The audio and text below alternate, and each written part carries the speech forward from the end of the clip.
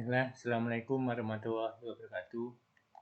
Selamat bertemu kembali pada kuliah kali ini, di mana untuk pertemuan kali ini kita akan bahas mengenai bajak singkal. Mungkin bajak singkal sudah kenal ya, sudah pernah tahu juga ya. Kalau kita lihat orang di sawah biasanya membajak itu menggunakan bajak singkal. Ditariknya menggunakan sapi atau kerbau. Nah, mungkin kita lihat dulu bagian-bagiannya ya. Ini bajak singkal. Jadi bajak singkal ini dapat digunakan untuk bermacam-macam jenis tanah dan sangat baik untuk membalik tanah. Kenapa sangat baik? Karena ada bagian yang berfungsi membalik tanah, yaitu namanya moldboard. Kalau kita gambar di sini, lihat gambar ini adalah moldboard. Ini adalah sayap yang membalik tanah. Bagian dari bajak singkal yang memotong dan membuat tanah disebut bottom. Nah, jadi satu paket ya. Suatu bajak dapat terdiri dari satu bottom atau lebih. Jadi bisa satu lebih tergantung tenaga penariknya. Jadi kalau penariknya menggunakan sapi biasanya satu. Tapi menggunakan traktor bisa lebih dari satu. Ada yang 3, ada yang 5, ada yang 9 dan seterusnya. Bottom ini dibangun dari beberapa bagian utama, yaitu adanya singkal, terus adanya pisau, selnya, dan juga penahan samping, side. Ketiga bagian utama tersebut diikat pada bagian yang disebut penyatunya block. Untuk menariknya, yaitu menggunakan melalui batang beam ya, ini beamnya semua. Nah, di sini beberapa bagian tadi itu. Jadi kalau kita lihat di sini, cara kerjanya adalah bahwa ini ditarik oleh tenaga ya, maju.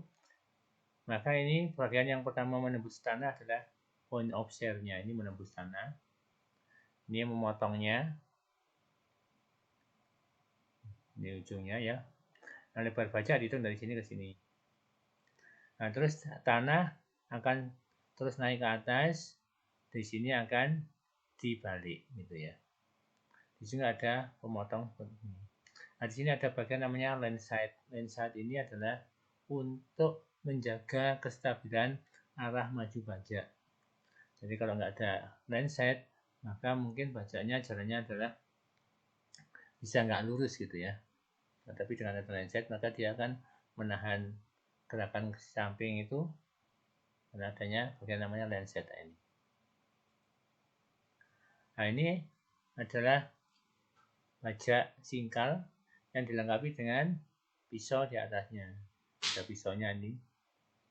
Pisaunya apa? Untuk membantu motong, mengiris tanahnya.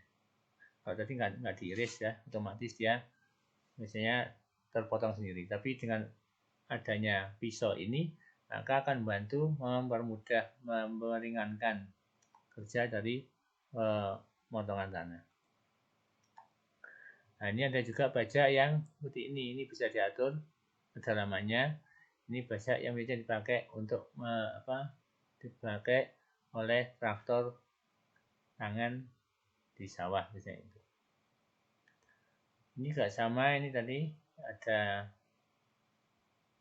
rodanya ini ya, dan roda di sampingnya juga ada roda untuk membantu pemotongan tanah. Ini moldboard, ini wing of share-nya, sayapnya, point of share, ini land side-nya. Land side adalah di pinggirnya ya. Ini bukan land side ini ya. Land side itu sebelah sana, ini misalnya gambarnya yang kurang tepat ini ya. Jadi ini adalah bagian pinggir dari pisau. Nah, bajak singkal yang ini yang terjadi beberapa bottom ya, banyak, 1, 2, 3, 4, 5, ada 5. Nah, ini rodanya namanya tadi adalah coulter ya, untuk membantu motong nanti. Ini sambungan ke traktornya. Ini ada selang hidrolik, gunanya adalah untuk merubah kedalaman pembajakan dengan cara menaikkan dan menurunkan batang keseluruhan ini ke tanah. Ini ada roda paliran belakang, ini ada roda lahan.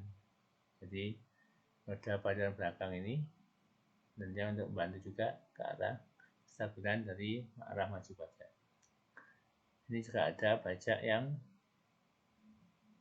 5 mata juga, 5 bottom, tapi dia menggunakan 3 titik penggandeng. Kalau ini adalah menggunakan 2 titik penggandeng, yang tentunya menggunakan selang hidrolik. Nah, pembajakan menggunakan bajak singkal adalah seperti ini. Jadi pada saat bajak bergerak maju, maka pisau selnya nanti memotong tanah dan mengarahkan potongan ke ratahan tanah ke bagian singkal. Seperti ini. Singkal akan menerima potongan tanah dan karena kelengkungannya, maka potongan tanah akan dibalik dan pecah. Sehingga menjadi remah gitu ya. Kelengkungan singkal ini berbeda untuk kondisi dan jenis tanah yang berbeda agar diboleh memberikan dan pecahan tanah yang baik. Jadi kalau untuk tanah yang keras, mungkin pembalikannya enggak sempurna. Tapi untuk tanah yang lembek, itu pembalikannya harus bisa lebih sudutnya lebih curam gitu ya.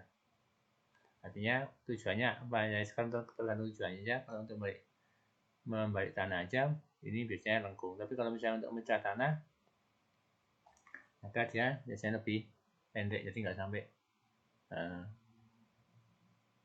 sampai ujung sudah terpecah dulu. Nah, di sini ada alat bantu ya, yaitu pisau pemotong, itu namanya coulter. Ini ada yang stationary, tetap ya, seperti ini. Ada yang rolling berputar. Nah, bagian ini berfungsi untuk membelah tanah atau tumbuhan atau sama-sama yang ada di atas tanah sebelum bisa bajak memotong. Dengan demikian sisa tumbuhan di atas tanah dapat dibalik dengan baik dan memberingan tentunya ya, pekerjaan bisa bajak. Ada 2 bentuk tadi itu ya. Nah, ukuran dari bajak itu diukur dari jarak sayap tadi ini ya, ke samping tadi. Bajak singkal apabila dilihat dari atas atau samping akan terlihat suatu rongga atau hisapan namanya suction ini. Suction ini perlu untuk mencapai kedalaman atau lebar pemotongan bajak. Besarnya suction ini beragam 1/8 sampai 3/16 in. Ukuran ini disebut juga dengan celah atau clearance-nya. Tempat dari suction ini berbeda untuk bajak yang punya roda belakang dan tanpa roda belakang. Jadi ada yang ada rodanya, ada yang enggak. Samping itu untuk pemotongan tanah, hisapan atau suction ini berperan juga dalam menstabilkan jalannya bajak. Jadi fungsinya apa kalau kita lihat suction tadi? Untuk pembatangan tanah, juga untuk menstabilkan jalannya bajak.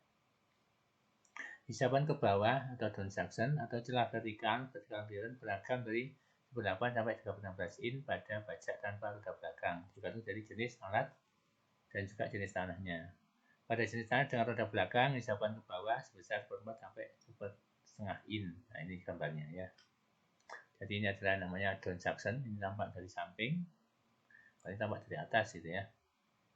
Transaksinya seperti ini. Kalau ini adalah yang ada roda belakangnya. Kalau ini enggak pakai roda, jadi seperti ini bentuknya. Jadi saksinya ada apa? Ya, transaksinya ada di tengah-tengah. Kalau ini di belakang ini. Kalau ini adalah seperti ini gambarnya. Ini di sini. Oke, ya untuk hasil pembajakan menggunakan pihak singkal itu adalah seperti pada gambar berikut ini. Nah, di sini kita lihat ada beberapa istilah atau nama gitu ya. Namanya faro, ini slice, ini ada namanya back faro, ini ada dead faro. Bila bajak singkal bekerja memotong dan membalik tanah, maka akan terbentuk alur yang disebut faro. Jadi alur inilah yang dikatakan sebagai faro. Bagian tanah yang diangkat dan diletakkan ke samping disebut dengan kerataan tanah atau faro slice.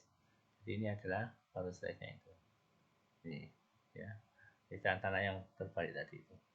Bila pekerjaan dimulai dari tengah, secara bolak-balik dan arah perputaran ke kanan, maka akan berbentuk alur balik, alur back faro seperti ini. Bila pekerjaan bolak-balik dimulai dari tengah dan arah putar ke kiri, maka akan terbentuk alur mati atau dead faro.